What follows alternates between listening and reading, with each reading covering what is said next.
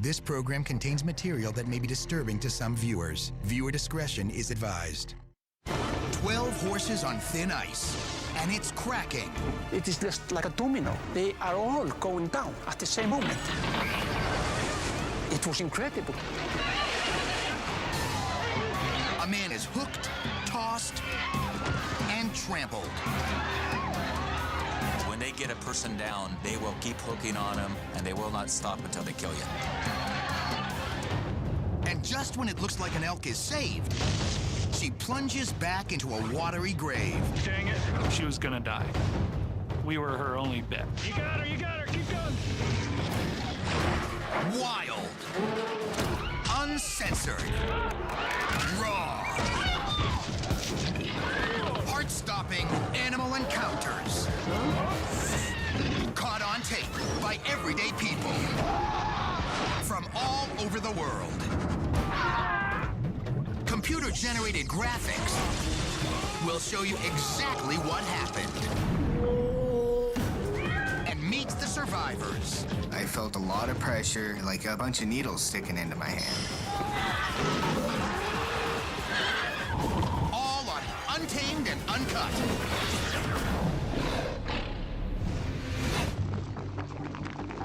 A frozen lake in Iceland, sun, and pounding hooves. A disaster just waiting to happen. I heard cracking in the ice. And it doesn't wait long. Worst is the sound of the horses. They are screaming. 12 prized horses plunge into the freezing water. Their riders have just 30 minutes to get them out, or they'll die. It's a definitely race against time.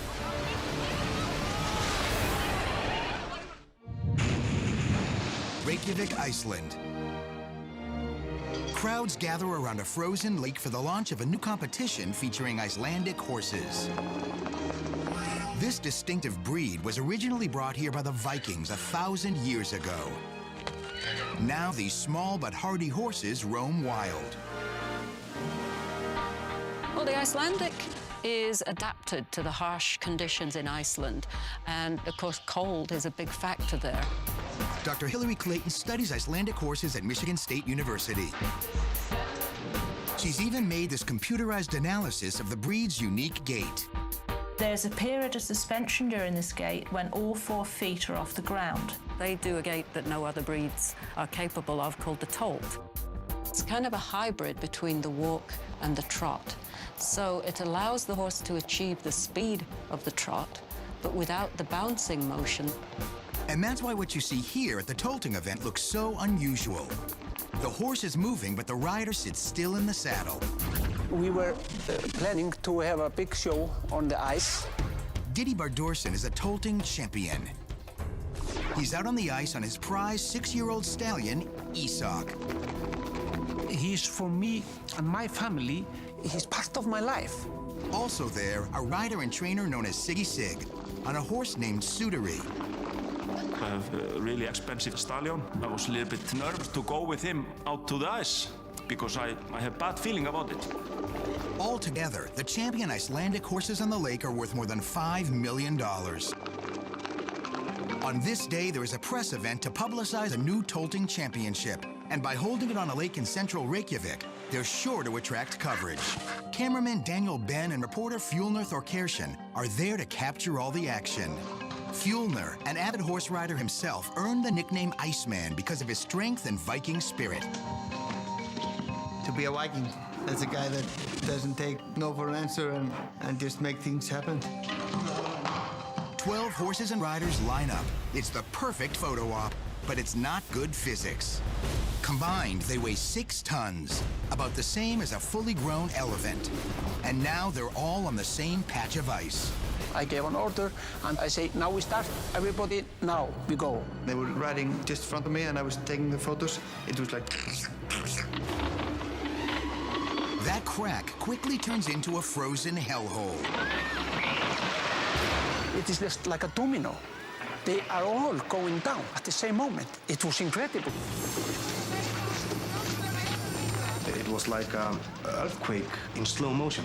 It started to move like this, and then it went down. Everybody was really shocked, and especially the horses, because they got into the freezing cold water. At the same moment that I fell in the water, I got cramps in my body. It was so cold. It was most scary because I don't know how deep the water was. Thankfully, the water's only about 5 feet deep. The riders can get out, but the horses are too short and buried up to their necks. Horses in that situation could easily die. The panicked pony-sized horses are desperately trying to escape, but the slippery ice breaks under their hooves. It was looked that we were losing all the horses. Exhaustion and hypothermia are setting in. The body temperature decreases. They lose the will to actually keep struggling to get out of the water. Frantic riders do all they can just to keep their horses' heads above water. But they're losing the fight, and the horses are losing their will to live. That's when Fjolnir decides he's not going to stand around and watch them die. When I was looking into the horse's eye, then I could see they were screaming for help. Reporter turns rescuer, and now the Iceman is coming. All the jockeys was trying to help their own horses. It was a chaos, just a chaos, until Fjolnir went into the pond and started to coordinate the rescue. When I got in, it was like...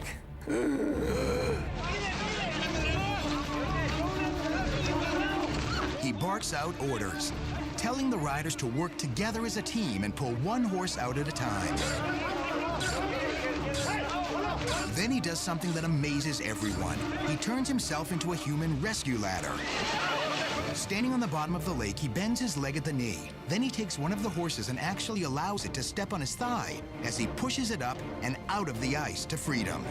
With his legs supporting the 800-pound horse, the exhausted animal has the leverage and just enough strength to pull himself out.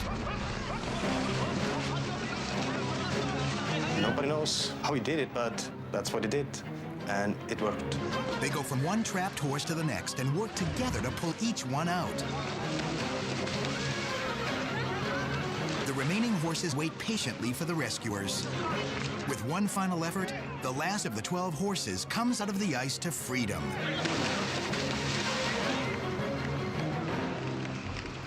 They're very friendly, personable horses. They're calm, and of course their calmness is partly what saved them. Rescuers immediately wrap them in blankets. Diddy uses infrared heating lamps back at his training facility to warm the horses up. Thankfully, none of the horses were seriously hurt. In fact, here's Sudari. He was up and running the very next day. Yeah, I was really happy to see that he was really okay. And here's Isak. It took him a couple of months to fully recover from a neck injury, but he's fine now. The Tolting Championship went ahead 2 weeks later, and Diddy won on a different horse. An investigation into the near-fatal plunge shows that no one ever measured the thickness of the ice in that critical spot. It was barely 2 inches thick. I think these horses are really lucky to be alive today. But many believe there were 2 other things working alongside Lady Luck. The Iceman. I don't feel as a hero of doing it. I think everybody should have done it. And 12 tough little horses who just wouldn't quit.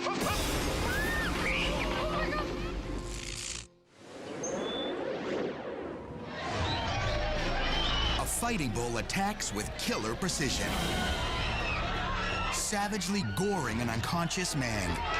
In a split second, it becomes the worst bull attack this town has ever seen. Fighting bulls are the most dangerous bovine in the world. When they attack to kill. It happens in Paterna de Rivera, a normally quiet community in southern Spain. But once a year, Paterna roars to life during its annual Running of the Bulls. The population is 6,000 for Paterna, so double that, and 12,000 people easy are there for the bull run. Paco Colon is one of the 12,000 on the streets, taking part in this controversial and often dangerous Spanish tradition. The truth is, when I see so many people, I think, today, someone will get gored. Local Jose Orellana also has an eerie feeling about this bull run. He's videotaping from his balcony. And that day, I had the urge to get up there and film the running of the bulls. Suddenly, he spots an enraged bull on the hunt. Everything happened so fast. The bull came roaring out of the bullpen. Runners look for cover behind makeshift fences and by climbing up window grates. That's where 62-year-old Mariano Garcia is hiding. Sadly, it's not far enough away. When the 1,300-pound snarling beast sees Mariano, he charges. The bull went back and went like a bullet over to Mariano. Screams fill the air as Mariano fights to hang on. But within seconds, the bull flings Mariano onto the stone ground. I noticed something terrible was happening. And I realized what I was recording and what was happening, and I stood still.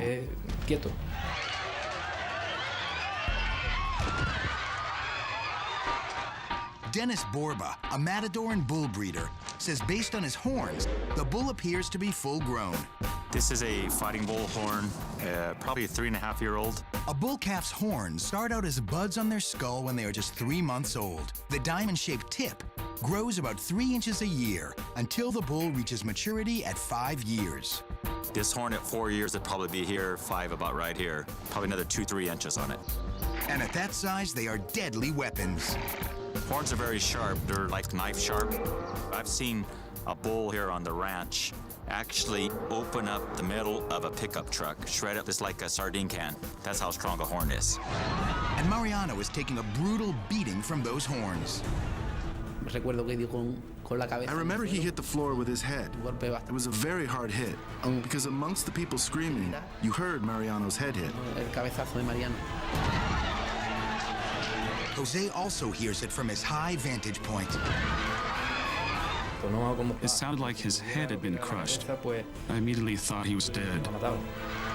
Mariano's not moving, but the enraged beast won't stop hooking him. Keeps pounding on him and pounding on him and pounding on him. Dennis says while it may be disturbing to watch, this bull's just doing what it's been designed to do. And through centuries of breeding, man has taken that raging aggression to new levels. It's bred to fight, to kill. And if no one stops the bull soon, that's exactly what may happen here. He looked like a doll. He didn't look like a person. If he doesn't get any help, he's dead. Coming up, is there any way to save Mariano? Then, a python has her owner for dinner. And later, man overboard, and a shark is closing in. Pick him up! It's all coming up on Untamed and Uncut.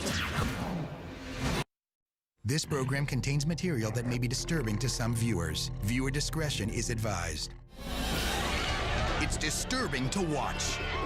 A raging bull pummels a 62-year-old man at a running of the bulls in southern Spain. I knew that this was something horrific. I thought Mariano was dead. Jose Orellana is sure he's videotaping Mariano Garcia's final moments. That day, it seemed like the bull was made just to attack Mariano and went for him. At 1,300 pounds, the fighting bull's more than 8 times bigger than his helpless victim. When they get a person down, they will keep hooking on them. They will go on a hook, and they will not stop until they kill you. Dennis Borba, a professional matador and bull breeder, says it's their natural instinct to attack until the bitter end. Bull will use his horns just like we use our arms and our fists. This is their weapon, and they can maneuver them so fast and quick, just like we can punch. I saw when he was being stabbed against the wall. As horrified onlookers scream in terror, fellow runner Paco Colon knows something has to be done. I heard the yelling of the people shouting, "Help him! Help him!" It was horrible. And it was that instant that I jumped in. That's Paco pulling on the bull's tail. My intentions were to distract him and move him from there. Several brave men put their own lives on the line and intervene, but the bull's just too fixated on Mariano. Just when it seems all hope is lost, the bull suddenly turns away. Someone rushes in and tries to pull Mariano to safety, but it goes horribly wrong.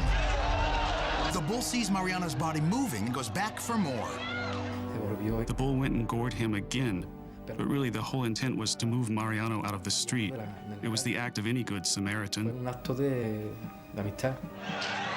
The Good Samaritan manages to pull Mariano into the building, but everyone fears it may be too late.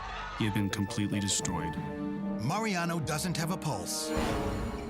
They rush him to a hospital, where doctors are miraculously able to resuscitate him. But it's a full month before the battered Spaniard wakes up and begins the road to recovery. It damaged my lung. It destroyed my ribs. Here, on my head, I had 20 stitches, and there, in my ankle, which the bull turned to dust, I have 10 screws. It's actually a miracle that Mariano survives this attack. What saved Mariano, I think, the bull's horns were tipped. Otherwise, he would have been full of holes like Swiss cheese. Tipping is the controversial practice of removing the sharp point of the bull's horns so they are less deadly. He attacked and attacked and attacked until it got me. Fortunately for Mariano, he has little memory of the attack. I didn't have anywhere to go. A sensation of fear entered me.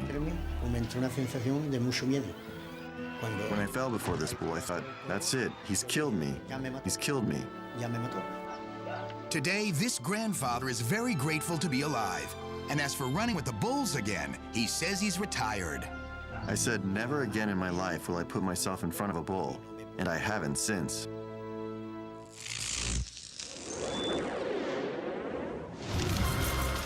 An elk is stuck in an icy death trap. You could tell she was spooked and she was real scared. A family outing turns into a rescue mission. Try and do it quick. She was gonna die. We were her only bet. And just when they think the animal is out of the water, dang it, now luck and time are running out. It's a rare post-Christmas get-together for the Nejalik family. We don't get to see each other very much anymore. We have sons in the military. Ron's brother Riff has come to visit him in Cody, Wyoming, along with Riff's sons, Kevin and Sam. Sam's on leave from Iraq, and while out driving with his dad, he spots something down in a creek bed. Sam just happened to glance down and just saw the head sticking up out of the ice. It's a female Rocky Mountain elk, about 3 years old. These hardy members of the deer family roam this rugged, breathtaking wilderness near Yellowstone National Park. The elk is stuck in this hole, a deep hole in the creek bottom, probably 5 feet down below the sheet of ice. There's no way she could jump out. The Nejaliks are hunters, but that doesn't mean they're going to kill this elk. We respect the very things that we hunt. I know it's hard to understand, but we really do. When the animal's in a situation where it can't defend itself, it can't run away or do anything, then it's our turn to help out. So they call the rest of the family to come help. When we first went up, her eyes were huge. They believe the elk was out wandering with her herd when she stepped onto the partially frozen creek and fell in. As the ice melts and the elk fights to stay afloat, the hole opens up. Now she's up to her neck and there's no way out. This elk was basically in for a long, slow death, either starving to death or freezing to death. They estimate she's been in there 2 days. There's just no way she's getting out of there by herself. They spring into action, but soon find the hole in the ice is treacherous. The ice was all slanted in towards the hole, so there's nowhere to really stand around the edge of the hole. Sam puts his life on the line for his country. Now the soldier risks his life to get a rope around the elk. He just got down on his stomach and he crawled down on the ice. Whoever fell in with the elk probably would have gotten killed. They can kick the daylights out of you. And a 400 or 500 pound elk, they can do a lot of damage with their hooves.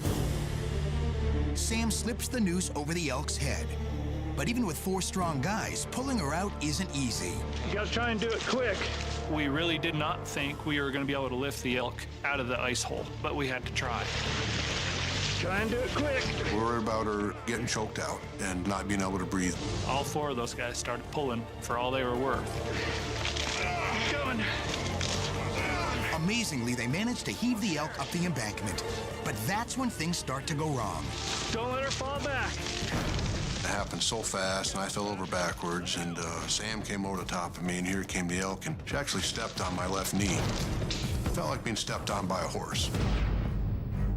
Let her go. Sam, let her go. The once scared, shivering elk goes back to behaving like a wild animal, only the rope's still attached. Being loose with that rope around her neck would not be a good thing. She could get hung up. And then a horrifying realization. She's gonna fall back in, man. The elk takes a few steps, looks at us, and jumps right back into the hole. Dang it. It was a heartbreak. It was upsetting. We put a lot of effort into it. It was just kind of a low blow. And now the elk's predicament is even worse. The failed rescue has sapped her strength, and she's fading fast. We needed to act quickly. Up next, it's their last try. You got her, you got her. And the elk's last hope. Keep going. And later, a python bites the hand that feeds it. We knew we had to get it off, or else there would be grave consequences. It's all next on Untamed and Uncut. An elk has fallen down a hole in the ice and is slowly freezing to death. About as close as you'll ever be to wild elk, Kevin, that's alive. Death was inevitable. The Najalik family risk life and limb to pull her out. Try and do it quick. Keep going. Come on. Don't let her fall back. Let her go. We could have been killed very easily falling into that hole. She's gonna fall back in, man. But then disaster strikes.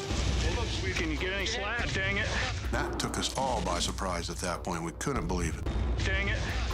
The guys are just exasperated. They just worked their tails off to get this elk up and out of there, and now she's back in. Kevin Najalik realizes the situation's desperate.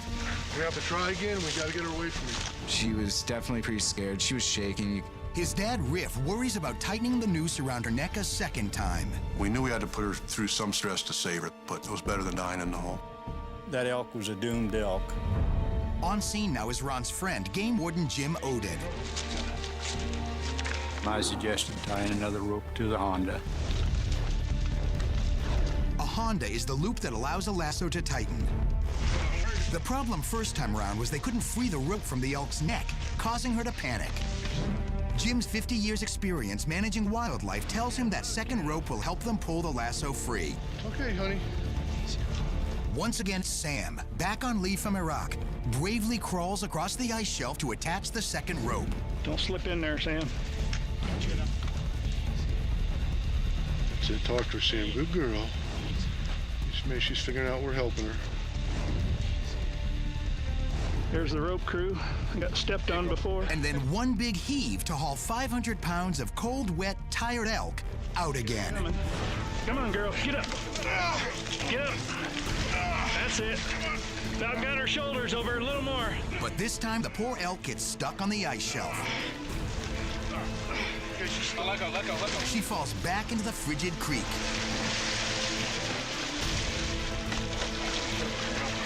Come on, girl.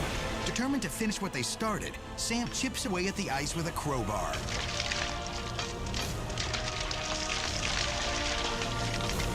On the third attempt, we all basically knew that this was it. This was our last try. So the weary relatives give it all they've got.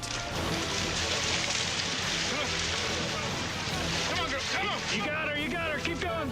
Pulling her out of the hole, it felt like just pulling out a car or a house. She was very heavy at this point. Keep going. You got her up. Keep going. going. Get her over the branch. You got to get her over that branch, though. Stand up, girl. Come on. Come on. Come on, girl. One more good push. Count. You almost got her shoulders over. She's over. Keep going. Don't stop now.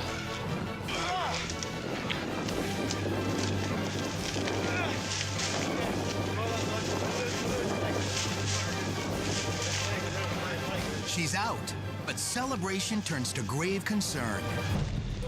The elk was laying down just like she was dead or asleep. The elk is so exhausted they barely need the Honda. Sam's able to walk up and pull the noose free. And then, a good sign. That sound is a distress call, which means she's breathing. Let her catch her breath. Bill Moffat, head ranger at the California Elk Reserve, says he's not surprised she was able to withstand the noose. These are the cervical vertebrae, the neck bones of an elk. A lot of strength here. So when they're being pulled by a rope, they're gonna have a lot of muscles around this thing. Easy, girl. Nice. She gets to her feet, but to their horror, starts toward the hole. No, no, no, no, no, no, no, no. We were lined up, we were a little bit more prepared, and we were able to shoo her away. Finally, the sight they'd hoped to see. She's going. Good work, guys. Watching this elk run away was a great feeling for all of us. It's a memory that'll last forever. I was extremely happy because saving the elk from drowning had been successful, and this was another elk that could be roaming the hills again. Here she goes up the hills. Good work, guys.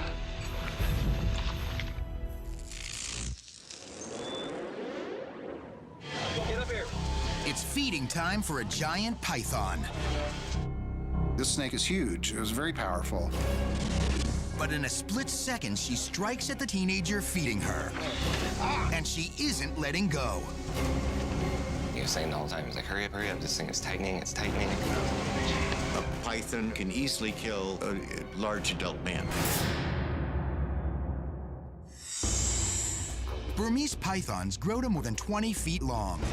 And in the wild, they eat anything from rats to rabbits to chickens. These huge, powerful, constricting snakes are found in Southeast Asia and are imported as pets. They sink their teeth into their prey, then squeeze the life out by coiling their body around it. Then they swallow the helpless victim whole. So when animal-crazy teens Chris and Stephen Patton get their chance to look after Tiny, a 14-foot Burmese python, they're excited. This guy, he had a baby, and he has this python that is huge. He told my brother, I need someone to take this. Chris is feeding Tiny a live rabbit. While many prefer to feed them dead animals, it's not uncommon to use live ones, and that's what this family chooses. Fascinated, Chris asks Stephen to grab his camera. I never wanted to do it, because it's not my scene. Even with the rabbit right next to her, Tiny pokes her head over the side of the cage. Chris goes to steer her back toward the rabbit, but it's Chris who she strikes. I was in the house, but somewhere on the other side. And then Stephen came running in and said, the snake bit Chris, help, we need help. Their dad, David, races to save his son. I saw a big old snake coiled around his arm with a big snake head latched onto the fat part of his hand, and I'm just going, oh my gosh, what are we gonna do here? They can kill an adult man. Reptile specialist Jim Brockett says getting Chris's hand out of Tiny's mouth won't be easy. Their teeth are recurved and they point toward the back of their mouth. This is so when they grab a prey animal, the animal can't pull out. And the situation's getting worse. I think it's just wrapped all the way up his arm, and it's tightening. If the snake moves up Chris's arm to his body and nobody does anything, he's a dead man. They'll wrap around your rib cage and suffocate you. We knew we had to get it off, or else there would be grave consequences. Up next, the python's not poisonous, but it could kill. Then, a hungry shark turns a fisherman into bait. It went from the best day in ages to an absolute nightmare. Oh, shit, go the It's all caught on tape on Untamed and Uncut. This program contains material that may be disturbing to some viewers. Viewer discretion is advised. Tiny, a Burmese python, sinks her teeth into 16-year-old Chris Patton. And now she won't let go.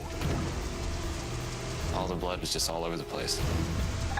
But worse still, she coils her body around Chris and starts to squeeze. A snake as large and as powerful as this one definitely has ability to kill a human being.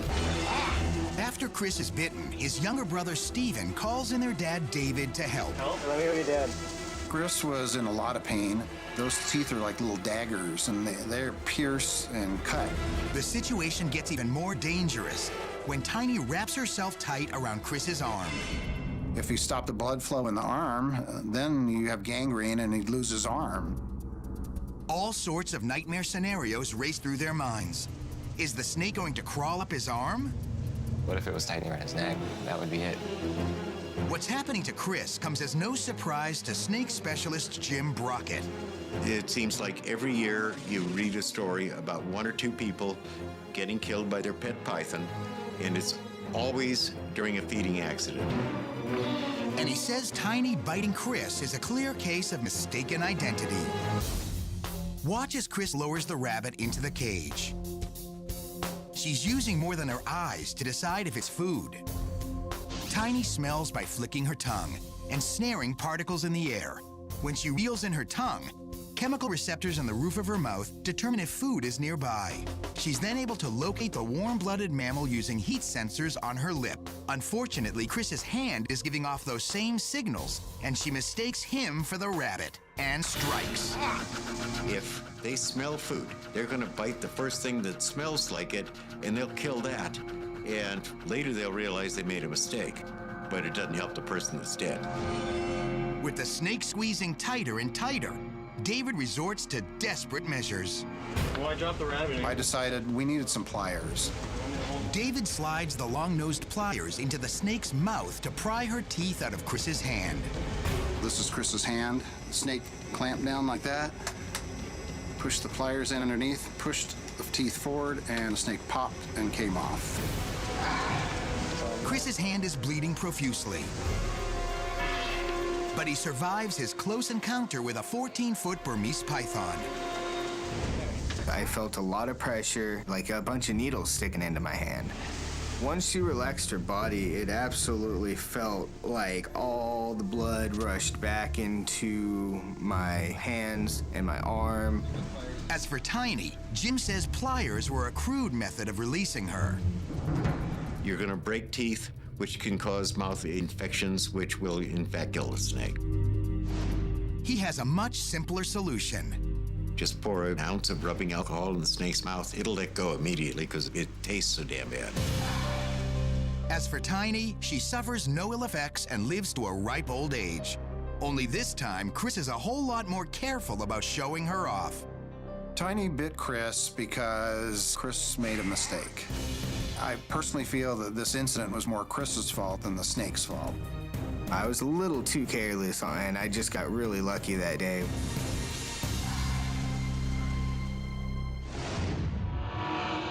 And now an Untamed shortcut. Tourists in Africa have hit a crossroad and are in a stare-down with the largest bird in the world. Something has made this 300-pound ostrich angry, and he's looking for a fight. Suddenly, he charges the Jeep. Then he unleashes a furious flurry. The scared driver hits the gas, and the big bird shifts into another gear. Moving quite fast. Yes. So how fast can an ostrich really run? Is it A, 15 miles an hour, B, 45 miles an hour, or C, 75 miles an hour? The answer when Untamed and Uncut returns.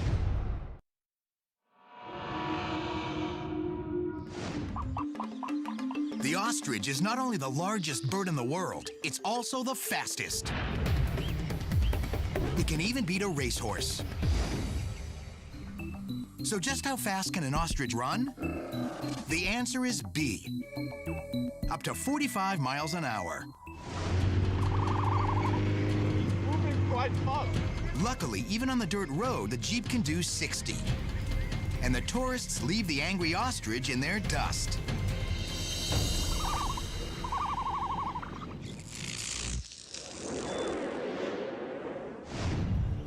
Five fishermen in kayaks are out trying to catch some lunch. Hey! Great white shark! Great white! Out of the blue, a huge shark appears, and now it's the fishermen who are on the menu. Great white behind ya! When I saw this thing, I said, no, this is a movie set. It can't be happening. The great white tips one man into the water. That kayaker is in the water. He's in imminent danger from that shark. Now it's man versus maneater. Oh, shit, go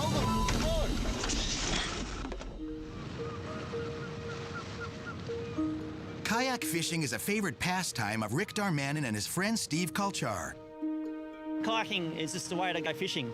So we use our kayaks to catch fish. Rick and Steve go to their favorite spot, a mile off the coast of Sydney, Australia. You get a lot of large fish here. You get tuna, kingfish, all sorts of fish out there. But out of the morning mist comes the unmistakable shape of a shark's fin. The crews of two nearby fishing boats shout warnings while one of them captures the unfolding drama on camera. This shark is very large. An 18-foot white shark is a massive animal, and it can do a lot of damage. Ralph Collier has spent 40 years studying the behavior of great white sharks. There have been attacks by white sharks on kayakers in the past that resulted in fatal injuries. Great whites are fearless and ferocious predators of the deep. Came alongside and I looked, and as I looked down, I realized how big it was. I'm going, holy geez, this is a big shark. White sharks are very inquisitive, very curious predators. But then something happens that turns this into a life or death situation. Someone says, Steve's over, Steve's over. And I look back and Steve was upside down. Once he's in the water, he is in a dangerous situation. The great white actually nudges the side of Steve's kayak. This causes him to lose balance and fall in the water.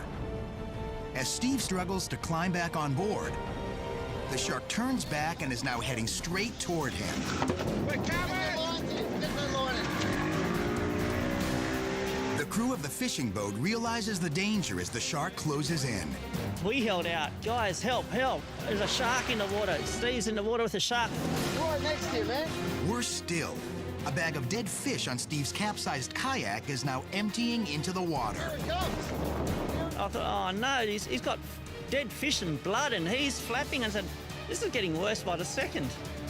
And we thought, he's dead. He's got to be dead here. Oh, shit,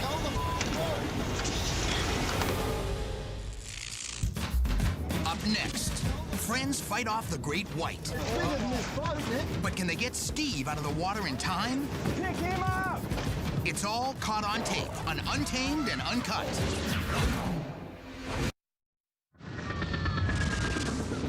It was supposed to be a fun day of kayak fishing for Steve Kulchar and his buddies in Sydney, Australia.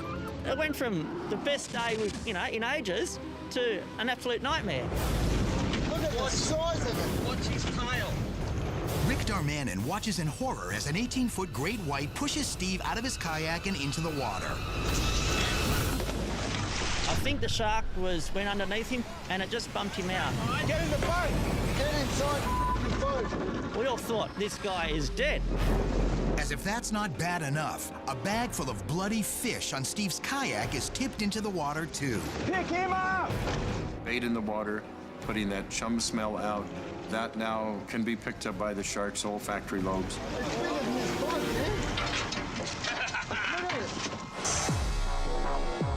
Ralph Collier studies why great white sharks attack people. The shark did not believe the kayaks or the kayakers were prey. It was there out of curiosity to find out what were these objects, what were they doing there, and in doing so, the kayaker is knocked into the water. At that point, this becomes a very dire, very serious situation. He's trying to grab his boat and pull it over, and I said, "What are you doing, Steve? Get back in your boat." And he said, I can't lift it. Rick and his friends bravely try to protect Steve. We had 3 kayaks around him, just keeping him guarded. With my paddle, I was planning that if it came close to me, I was going to try to hit the shark, nudge it away, give it a shot in the nose. With time running out and the shark closing in, the fishing boat crew races in to help.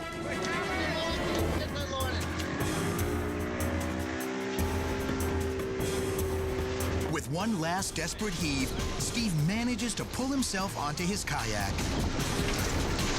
But the danger's not over. Big. Hey, great white behind you! Here it is! See the right eye as it went past me. This is a big black ball thing. I'm looking at the eye and these white markings going down the side of it.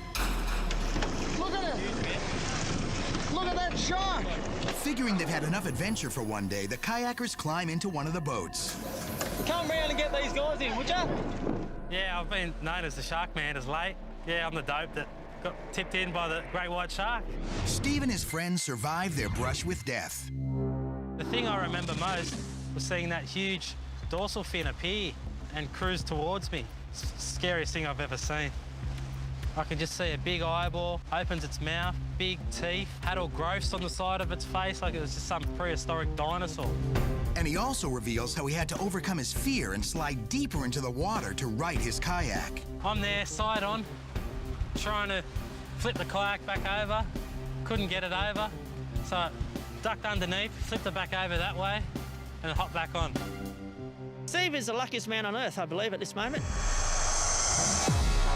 These days, Steve's a little better prepared. Ever since we had the shark encounter, I use a shark shield. It gives off an electronic current which deters the sharks. And the shark encounter hasn't deterred his love of kayaking. But a few days later, I was back out there. Felt a lot better to get back out there and have a safe trip.